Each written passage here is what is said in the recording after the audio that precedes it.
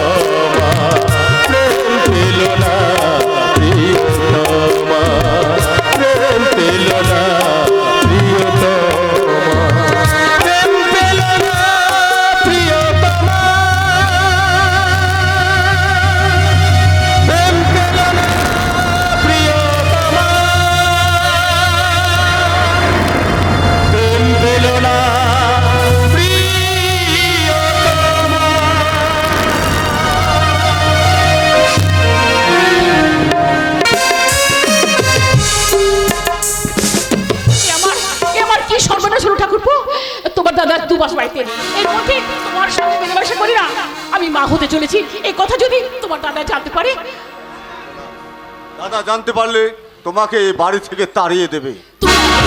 গ্রহণ করতে পারবে না মুকুন্দ। যেদিন তোমার দাদা আমাকে করে বাড়িতে নিয়ে এলো দ্বিতীয় পক্ষ হিসাবে, সেদিন না তোমাকে প্রথম দেখে আমি ভালোবেসে ফেলেছিলাম। আর সেই ভালোবাসা থেকেই তো গোপন মেলামেশা। হবে না কেন? হবে না কেন? তোমার দাদা তো তার প্রথম পক্ষের সন্তানের প্রতি ভালোবাসা দেখাতে কিনা আমার উপর চরম চরম অপেক্ষা করে গেছে। তাই তো আমার দেহের ক্ষুধা মিটাতে আমি তোমার কাছে ধরা দিয়েছিলাম। যা করেছো সেটা মন্দের ভালো নাকি বলো? সত্যি করে বলো তো, তোমার দাদা যদি আমাকে গ্রহণ না করে তুমি আমায় বিয়ে করবে? খালি বলে কি মারলে মুক্তি করা যায়, কিন্তু জীবনের চুক্তি করা যায় না। কি হলো ঠাকুরপো, তুমি কি ভাবছো? তুমি আমাকে বিয়ে না করলে মরা ছাড়া আমার কোনো উপায় থাকবে না। ডার্লিং, অমন কথা বলতে নেই। দাদার সঙ্গে তোমার সম্পর্ক যাই থাক না কেন, তোমার আমার সম্পর্ক থাকবে চিরদিন ও মন্দের ভালো নাকি বলো? যে স্বীকৃতি তুমি আজ দিলে তার প্রতিদান আমি তোমায় এক্ষুনি দিতে চাই মুকুন্দ। নাও নাও, আমায় তুমি তোমার মনের মতো করে নিলে নাও। এসো না, এসো না দুজনাই কানামাছি।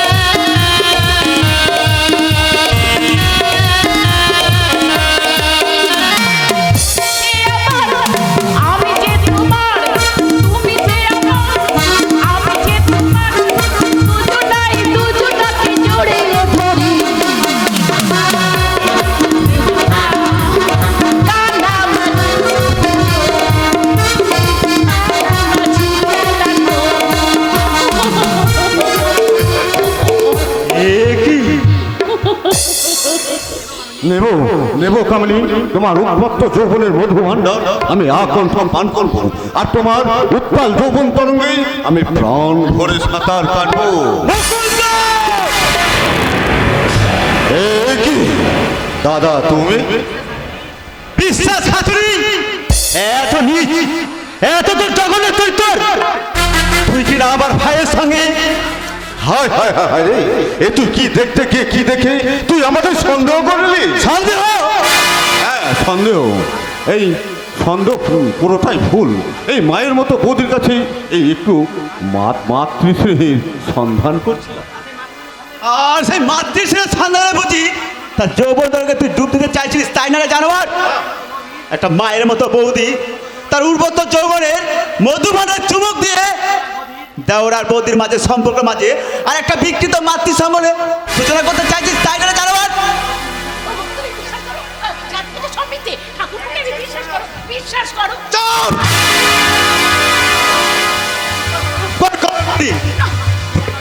যে আবার বিশ্বাস থেকে টুকরো টুকরো করে দিয়েছে, যে আবার মান সম্মান পকেটে তুলে দিয়েছে, তাকে আমি কিছুতে ক্ষমা করবো না, কিছুতে। বাবা! এ তুই কি করছিস?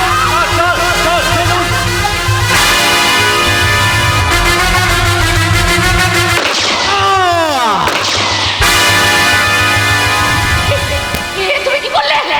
এ তুমি কি করলে ঠাকুরপো? এ তুমি কি করলে? এ তুমি কি করলে? যা হলো এটা মন্দের ভালো না কি বলো? কি? তুমি একটা খুন করে হাসছো?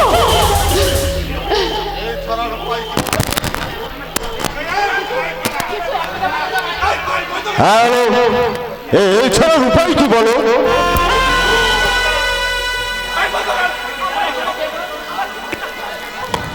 তোমার স্মৃতি সিঁদুর চিরকে অক্ষয় থাকবে। কি তোমার পেটের বাচ্চাটা? সাতটা ভাবের পীর চাইলে জন্মাবে। কিন্তু কিভাবে? তাহলে শোনো, এই লাশটাকে গায়েব করে দেই, এই মাঠ বাড়ি তলে জনসম্মুখে প্রচার করবো কোনো অজানা কারণে আনন্দ ব্যানার্জি নিরুদ্দেশ হয়ে গেছে। আর তাতেই মৃত্যু সসম্মানে চির উজ্জ্বল থাকবেই তোমার শিশির সিঁদুর, আর চিরবল থাকবে তোমার আমার ভালোবাসা চির মধুর না কি হলো?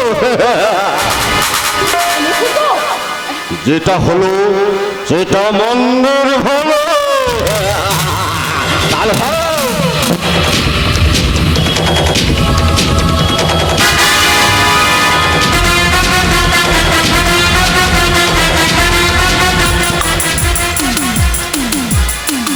এরপর 25 বছর পরে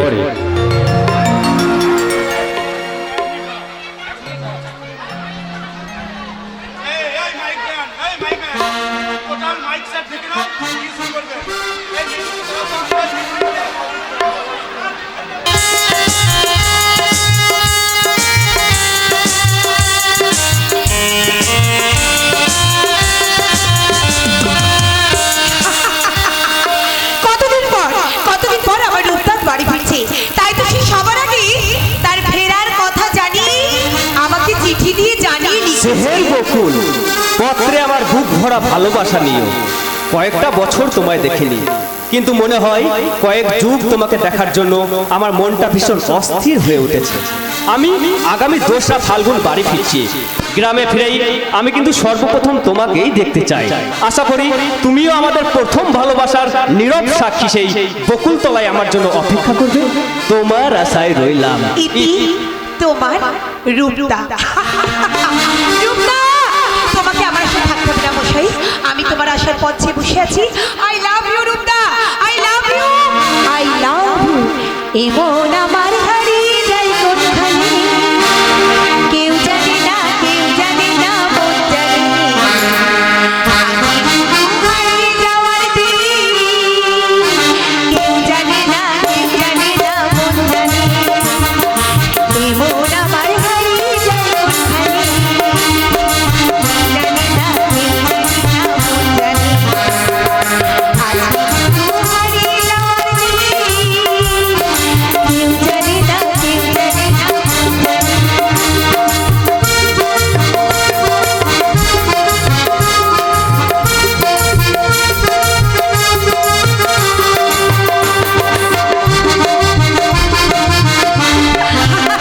রূপা, রূপা, রূপা, রূপা, আমার জন্য তোমাকে অপেক্ষা করতে হবে না রূপা, আমি তোমার আশার পথে বসে আছি।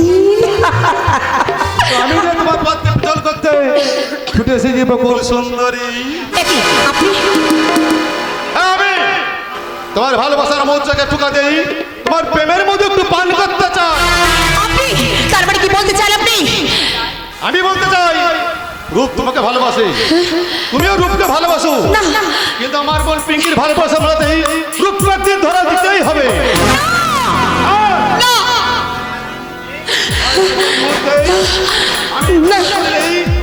কত চিনে রূপের প্রতি তোমার ভালোবাসা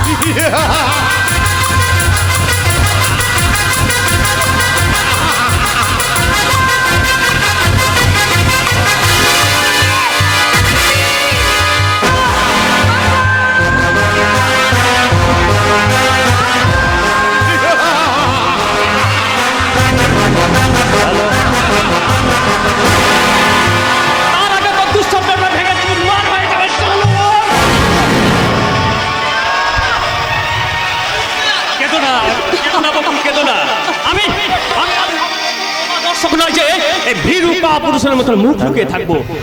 আমার ভীষণ ইচ্ছে করছে এই মুহূর্তে উচিত শিক্ষা দিয়ে তোমার অপমানের চরম প্রতিশোধ নেই, কিন্তু তার আমি করলাম না। কারণ কুকুরের কাজ কুকুর করেছে, কামড় দিয়েছে পায়, তাই বলে কি কুকুরকে কামড়ানো মানুষের স্বভাব নয়? আজ এই চরম অপমানের প্রতিশোধটা আমি বাধ্য হজম করে নিলাম। কারণ তুমি আমার মনের বাগদত্তা। আমি অযথা মাথা গরম না করে ব্যাপারটাকে আমি নিজে গায়ে মেখে নিলাম।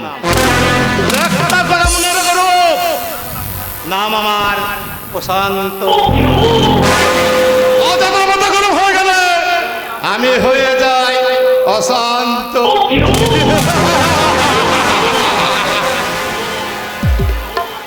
বোনের ভাগ দত্তা মানে মানে তবে কি ওই প্রশান্তর বোন পিঙ্কি? এই কখন এসেছো? আমি তোমার জন্য কখন থেকে অপেক্ষা করে বসে আছি। হাতটা ছেড়ে দাও পিঙ্কি। ছাড়বো বলে তো বলিনি রানী। আসলে হাতটাই নয়, আজ আমি তোমাকে অক্টোপাসের মতো জড়িয়ে ধরবো আর বলবো বেশিছি ভালো শুধু তোমাকে, আজও ভালোবাসি তোমাকে, বাসবো ভালো চিরদিন, শুধু তোমাকে, শুধু তোমাকে, বেঁচেছি ভালো তোমাকে,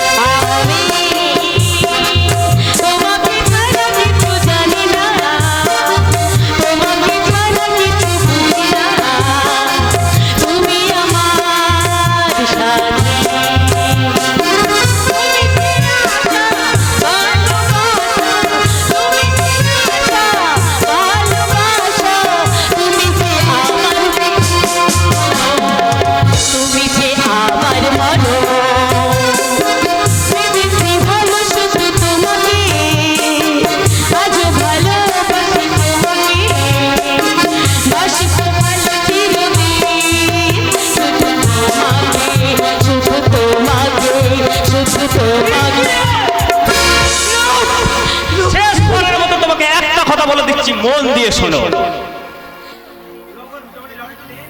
তোমার ওই উলঙ্গ যৌবনের লহর তুলে অসভ্যের মতো শরীরে ভাঁজ দেখিয়ে শুধুমাত্র পুরুষের দৃষ্টি আকর্ষণ করা যায়,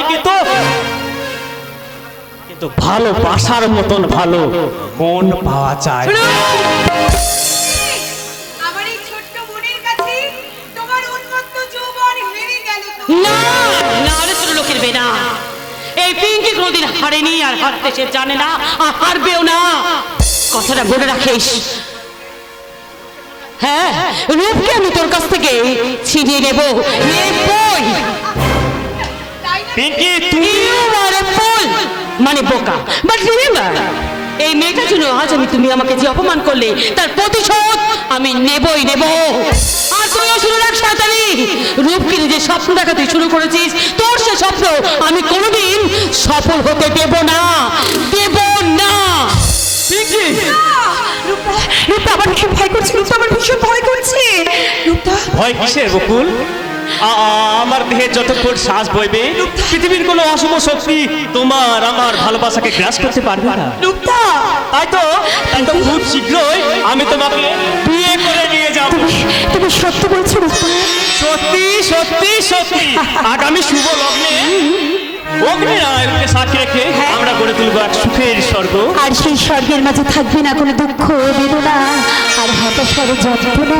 সেই স্বর্গ ভরে থাকবে শুধু আনন্দ, হাসি আর সঙ্গীতের মূর্ছনা।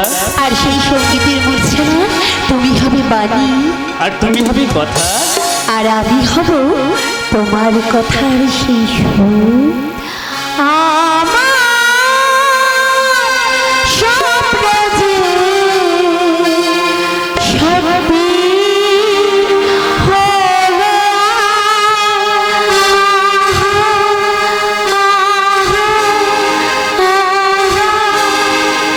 আমার স্বপ্ন যে সত্যি হলো। কাছে এতদিন দূরে ছিল যে, রঙে রঙে জীবন ভরে দিল সে। আমার স্বপ্ন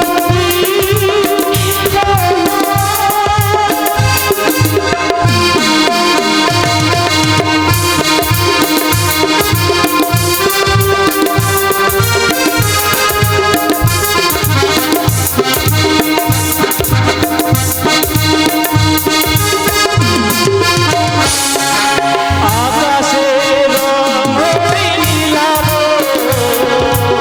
এত খুশি কারে নীলাভ। আকাশের রঙে নীলাভ,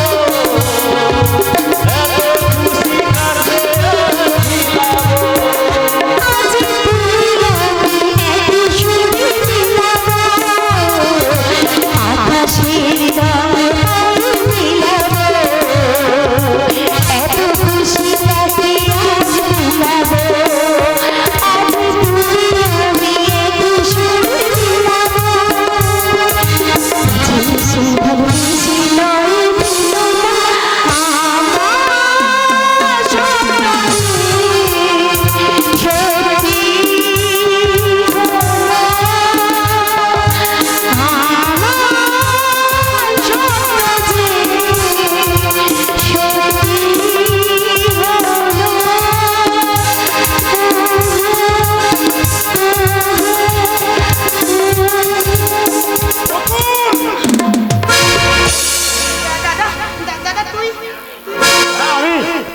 ওরে মুখপুরি, কোন সাহস তুই বামুন হয়ে চাঁদের দিকে হাত বাড়িয়েছিস? যা তুই কাকে বলছিস দিগন্ত? তোদের ওই ব্যানার্জি বাড়ির স্ট্যাটাসকে তোর আমার ছোটবেলাকার বন্ধুত্ব আজ পর্যন্ত অটুট থাকতো না দিগন্ত। বড়লোকের সঙ্গে বন্ধুত্ব গড়া যায় রূপ, কিন্তু কখনোই সম্পর্ক গড়া যায় না। নিজের যোগ্যতা যাচাই না করে যারা অলিক স্বপ্ন দেখে তাদের পরিণতি তো সেই রকমই হওয়া উচিত। দিগন্ত, ওরে বোন, দাদা এর সঙ্গে তোর মিলন করলে সবচেয়ে বেশি খুশি হতাম আমি, দাদা কিন্তু রূপের যোগ্য যৌতুক দেওয়ার মতো কোনো যোগ্যতাই যেমন নেই রে বোন। কি বললি দিগন্ত? ঘৃণ্য যৌতুকের লোভে আমি আমার ভালোবাসাকে সম্পর্কে স্বীকৃতি দেব? বন্ধু হয়ে তুই আমাকে এইটুকু চিনলি? আমি তোর আর দোষ কি বল? এদেশের অধিকাংশ পুরুষই তো বিয়েটাকে ব্যবসা মনে করে যৌতুকের বাজারে নিজের মনুষ্যত্বকে নিলামে চড়ায়, কিন্তু তুই বিশ্বাস কর ভাই, আমি কিছু চাই না। আমি চাই শুধু বকুলের ভালোবাসা।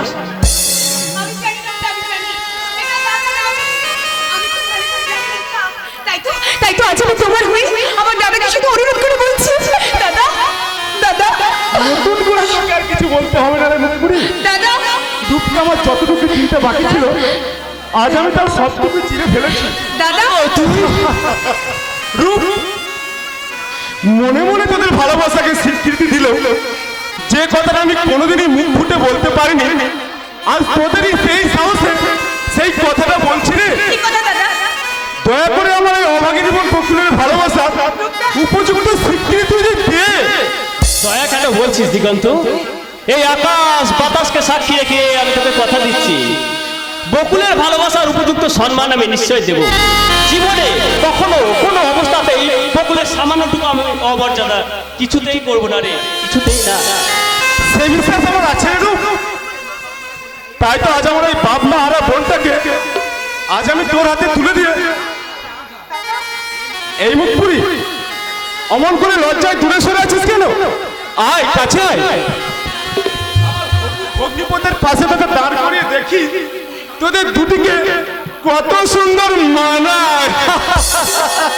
আজ মিলন তিথি পূর্ণিমা চাঁদ ঘুচায় অন্ধকার।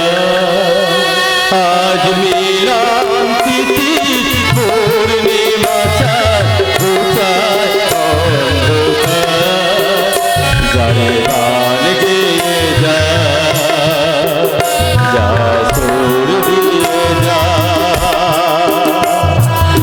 অনেক দিলে হারানো সুর পেলাম যে আবার। আজ মিলন তিথি পূর্ণিমা চাঁদ ঘুচায়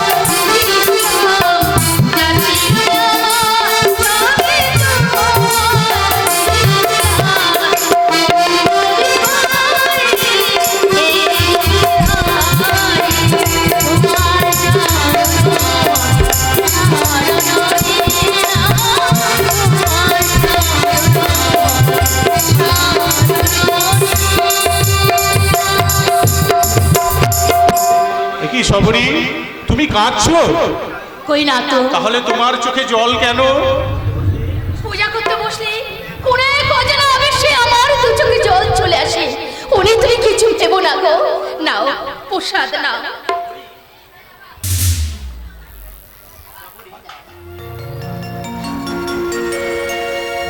আচ্ছা সবরি, বিগত 5টা বছরের একটা দিনও কি তোমার পাটা ছুটে আমার ভুল হয় না? দেবতার পূজায় কি পূজারীর কখনো ভুল হয় গো? আমি যে বাংলার মতো স্বামীর পদধূলি যে আমার ভক্তির প্রসাদ, তার আশীর্বাদে যে আমার ভালোবাসার শ্রেষ্ঠ উপহার। তাই যদি হয় তাহলে তোমার চোখ দিয়ে জল ঝরে পড়ে কেন? কোন দুঃখকে তুমি চেপে রেখে লুকিয়ে লুকিয়ে একা কাঁদো? সে কি আমাদের বিবাহিত 5টা বছরের কোনো সন্তান না হওয়ার জন্য? চুপ করো, তুমি চুপ করো, ও কথা তুমি বলো না, তুমি চুপ করো।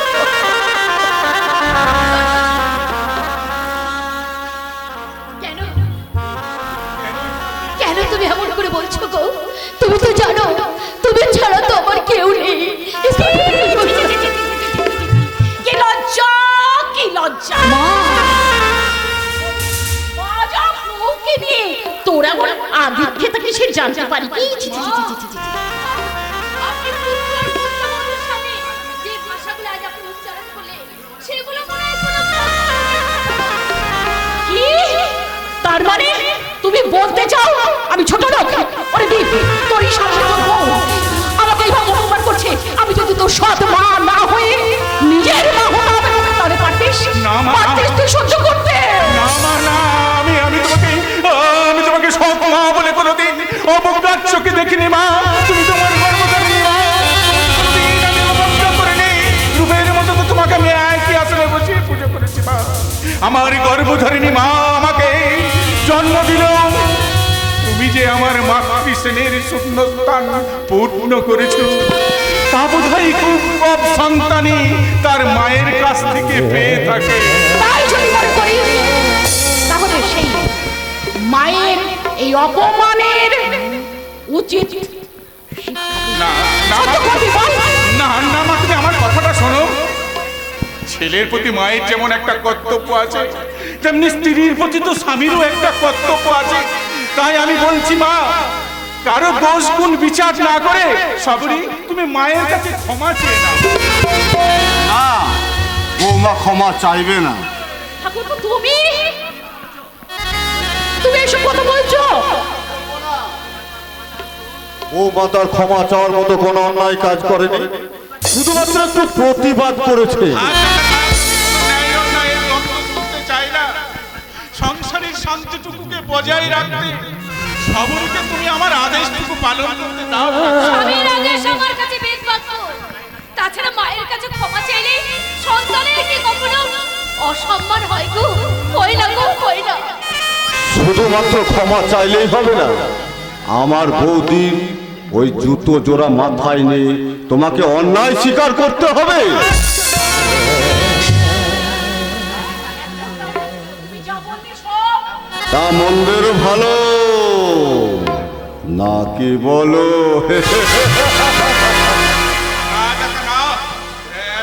তোমরা এত বড় শাস্তি দিও না। আমি সবরীর হয়ে তোমাদের কাছে ক্ষমা চাইছি। তাতেও যদি না হয় তাহলে সবরীর পরিবর্তে পায়ের ওই জুতো জোড়া আমি নিজে মাথায় নিয়ে। হাত বাবা দীপ, মায়ের চেয়ে বউয়ের সম্মান রক্ষা করা যদি তোর কাছে বড় মনে হয়, তাহলে তুই তাই কর বাবা, তুই তাই কর। তুমি দুঃখ করো না বৌদি, দুঃখ করো না। যত তোমাকে নিজের ছেলের মতো মানুষ করো না কেন, তুমি যে ওর সৎ মা। আমার কাছে মা শুধু মা। আমিও তো রূপের মতো মাকে একই আসনে বসিয়ে পুজো করেছি।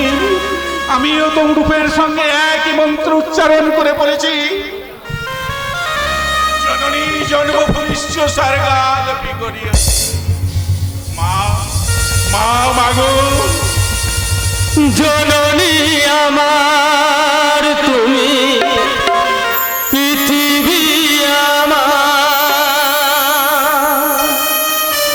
তোমার চরণ ছুঁয়ে বন্দনা গাই।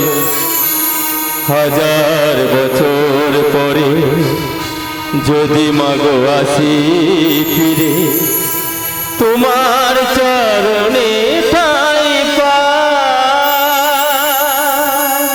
জননী আমার তুমি পৃথিবী আমার, তোমার চরণ ছুঁয়ে বন্দনা গাই। হাজার বছর পরে যদি মাগো আসি ফিরে তোমার চরণে ঠাই পাই। ও মা,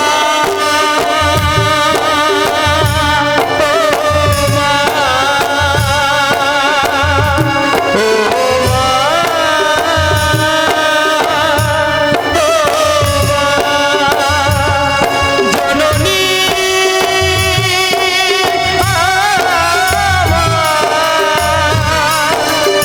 জননী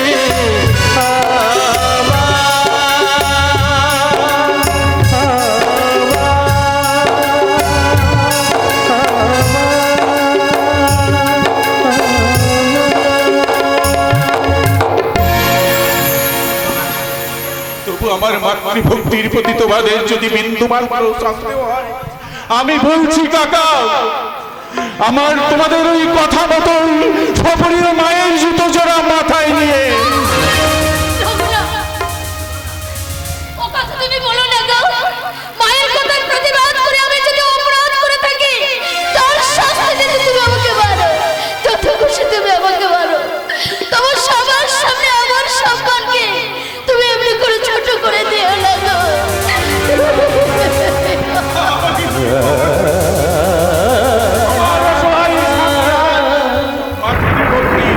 অগ্নি পরীক্ষা দিতে গিয়ে তার একমাত্র ভালোবাসার স্ত্রীকে আজ অসম্মানের জ্বলন্ত আগুনে নিক্ষেপ করে গেল।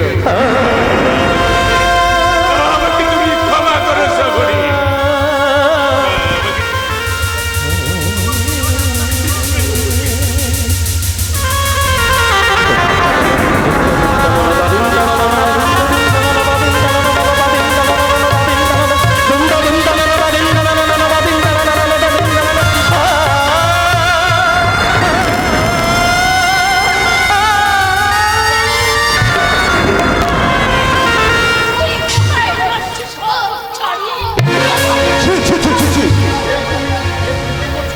চুলের মুঠি ধরে রাবণ বংশ ধ্বংস হয়েছিল, আর কুরুবংশ হয়েছিল না। সেই নারী চুলের মুঠি ধরে তুমি কি নিজের ক্ষতি করতে চাও বৌদি? তার চেয়ে বরং মন্দের ভালো এই চাবুকটায় ধরো। ছি ছি, আপনারা মানুষ, সমাজে না আপনারা নিজেদেরকে কচ্ছলক বলে পরিচয় দেন। সব শয়তানি, ওসব জ্ঞানের পাঁচালি পরে শোনাবি, আগে আমার জুতো জোড়া মাথায় তোল, তোল বলছি, তোল।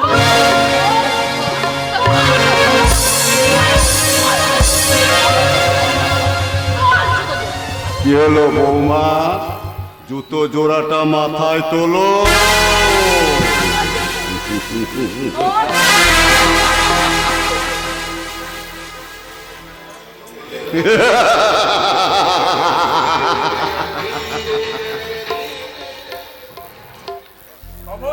সবরি এ কি?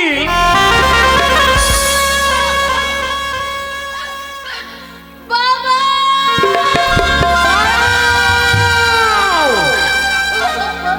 যাও, ভেতরে যাও বলছি, ভেতরে যাও।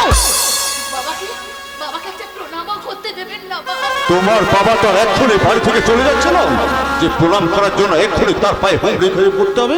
যাও, তুমি ভেতরে যাও বলছি। তোমার বাবার সঙ্গে আমাদের বিশেষ কয়েকটা কথা আছে। দাঁড়ান। আমি কি দেখলাম?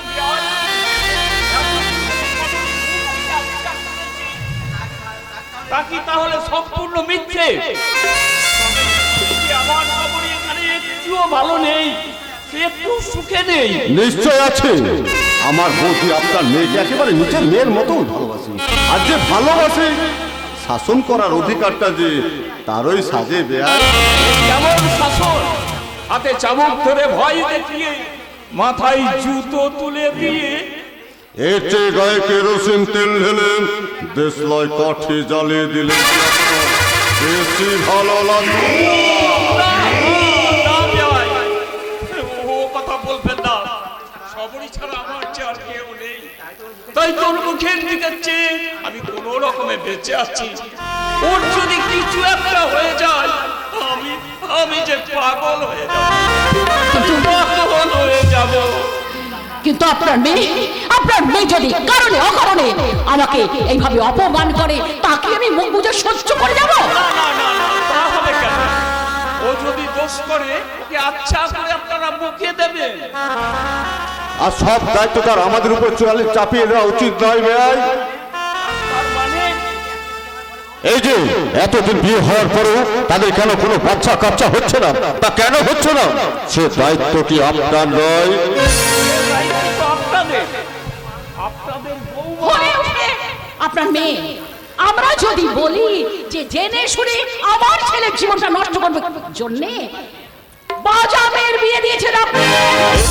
এর জন্য যদিও আমরা একটা আপনার নামে প্রতারণা মামলা করতেই পারি, হ্যাঁ, কিন্তু তা আমরা এক্ষুনি করছি না। যদি আপনার মেয়ের বাচ্চা না হওয়ার চিকিৎসা বাবদ সমস্ত খরচা আপনি বহন করেন। চিকিৎসার খরচ 20-25 হাজার তো দিতে হবে, তার কমে কিন্তু হবে না। এতগুলো টাকা যদি না দিতে পারেন মন্দের ভালো করতে আপনার মেয়েকে ডিভোর্স করাতে রাজি করা। না না না না, ও কথা বলবেন না বিয়াই। আপনারাই যে ওর বাঁচার একমাত্র অবলম্বন, এই সংসারই যে ওর একমাত্র আশ্রয়স্থল, এইটুকু যদি হারিয়ে যায় ও কেমন করে বাঁচবে আপনি বলতে পারেন? আমরা আচ্ছা মানুষ তো বসেন, যেটা আমরা করতে চাইছি সেটা কি আপনার মেয়ের ভালোর জন্য নয়? ওই, অত কথার কি দরকার? আমি বলছি তুমি উকিল রাখো, আজই আমি আমার নিজের সঙ্গে ওর মেয়ের ডিভোর্স করাতে চাই।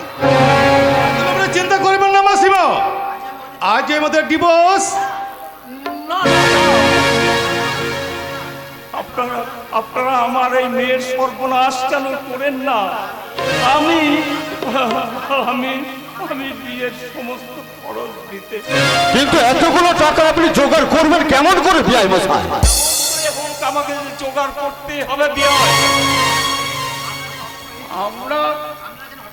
আপনারা যেন এতক্ষণে কোনো হঠাৎ করে কোনো সিদ্ধান্ত নেবেন না। আমি আপনাদের কথা দিয়ে যাচ্ছি, যেখান থেকে আমি যেমন করে পারি দিন শতকের মধ্যেই আমি আপনাদের ওই সমস্ত টাকা আমি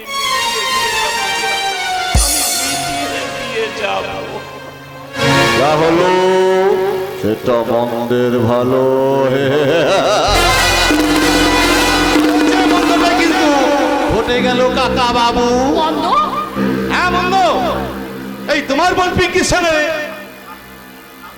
আমাদের উপর বিয়ের ব্যাপারটা আমার নতুন করে বোধ হয় ভাবতে হয়। কেন? তুমি তো নিজেই বলেছো যে বিয়ের পণস্বরূপ 3 লক্ষ টাকা, 20 ভরি সোনা আর সঙ্গে সব দান সামগ্রী দেবে বলেছিলে। তাই আমরাও ঠিক করে রেখেছি, রূপ চেন্নাই থেকে কম্পিউটার ইঞ্জিনিয়ারিং পাস করে বাড়ি ফিরলে শুভ পরিণয় সুসম্পন্ন হবে। কি ব্যাপার তোমরা সবাই এমন করে আমাদেরকে অবাক হয়ে তাকিয়ে আছো যে? তার মানে কি তোমরা এখনো বিশ্বাস করতে পারছো না যে আমি ওই প্রশান্তর বোন পিঙ্কিকে? না মানে বলছিলাম এই তা আসলে পকুল বলে মেয়েটির সঙ্গে শালা! আমার ওই ইয়ে ব্যাপারটা। সরি প্রশান্ত, সরি। তোমার সঙ্গে আমার ওই ভাবি সম্পর্কটাকে একটু ঝালিয়ে নিলাম আর কি। হ্যাঁ, যা বলছিলাম, ওই বকুল বলে মেয়েটির সঙ্গে আমার সম্পর্কের ধারণাটা একেবারেই ভুল। আসলে বিয়ের আগে এমন একটু ইয়ে করাটা আমাদের ফ্যামিলি স্ট্যাটাস কি না, নাকি বলো কাকা? হ্যাঁ, না মানে বিয়ের আগে আমার মন্দের ভালো। আজকালকার ছেলেমেয়েরা কিছু না কিছু তো একটা ঘটাবেই। শোনো প্রশান্ত, তবে দেরি কেন? শুভস্য শীঘ্রম, নাকি বলো?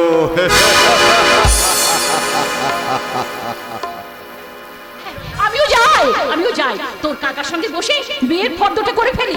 হাতে তো আর সময় নেই। বোমা, ও বোমা, বলি কানের মাথা খেয়েছো নাকি? আমি তাহলে চলি রূপ। এই পিঙ্কিকে শুভ সংবাদটা শোনানোর জন্য না আমার মনটা বড় অস্থির হয়ে গেল।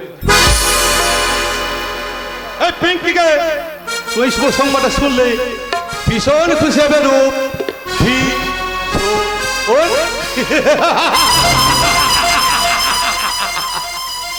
তোমার বোন পিঙ্কিকে এই কয়টা দিন প্রাণ খুলে হাসতে বলে প্রশান্ত, কারণ কারণ এরপর থেকে ওকে তো শুধু কাঁদতেই হবে, কাঁদতেই।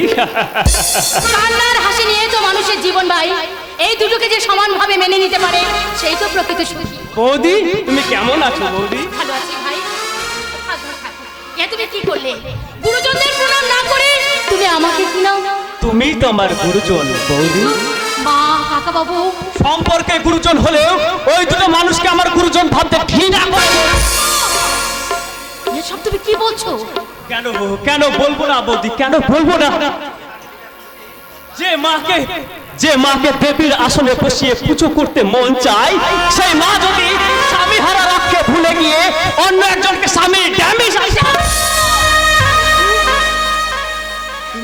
তুমি আমায় মারলে বৌদি?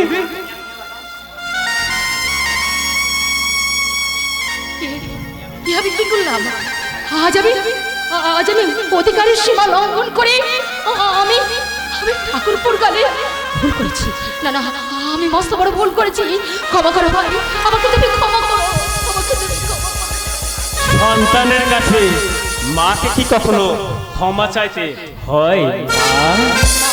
হ্যাঁ, নাই বা তুমি আমায় গর্ভে ধরলে, তবু যে স্নেহ মমতা দিয়ে তুমি আমায় মানুষ করেছো, তার সামান্যটুকু যে আমি আমার মায়ের কাছে পাইনি। তাই তো তুমি যে আমার মা গো, তুমি যে আমার দেবী মা।